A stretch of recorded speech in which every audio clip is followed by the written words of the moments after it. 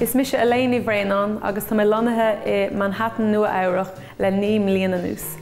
Tá ag obair san Irish Arts Centre ag Teagascóir na Gaeilge agus ag scríomh colún seachtanúil ráthangach san Irish Echo an nuachtán Gaeilge.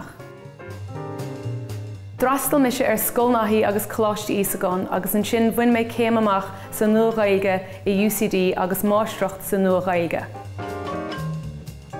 Bhog mis go Nua-Eabhrac mar gur heasta goim obair sa phobal Gaeilge.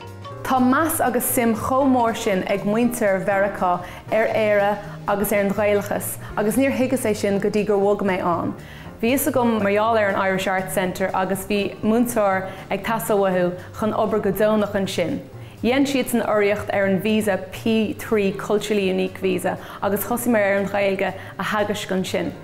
Why sin thosaigh mé ag obair don City University of New York ag Múinteoirí Gaeilge agus I mbun an Rhein Gaeilge an sin.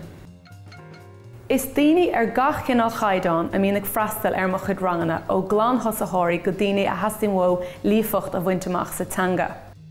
Is post le má fuste in Nua-Eabhrac ag Múinteoirí Gaeilge. Búlam sé le neart daoine simúil agus fáim sé curí chuig ócáidí an-spéisiúil mar is gaeilgeoir mé agus tá spéisiigh daoine búla le gaeilgeoir. Bím sé ag scríomh faoi gach cinál ábhar san Irish Echo gach seachtain. Is díalann an cholún áit a bím sé ag plé leibhéal mar a band single óg éireannach in Nua-Eabhrac.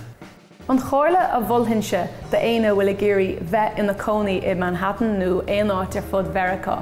Ná beidir iirecht dhéanamh J1 visa a bhaint amach le linn an todhraí agus roinnt ama a chahabhann sin. An sin fecinn tú na deiseanna a bhfuil an taobh muo de héireann a bheith ag obair leis an Gaeilge. Is tócha an rud is deacra romsa ná bheith I chonaí I Manhattan ach nach bhfuil éon dem a bhaintear mór himpelarm. Is fada bhaim an takeíocht a aon tú ó chlán.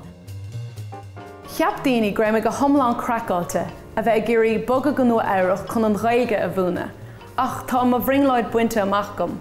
Agus tá méid tréis maithéal a chahabh go profisiúnta a bheith plé leis an Gaeilge I Manhattan.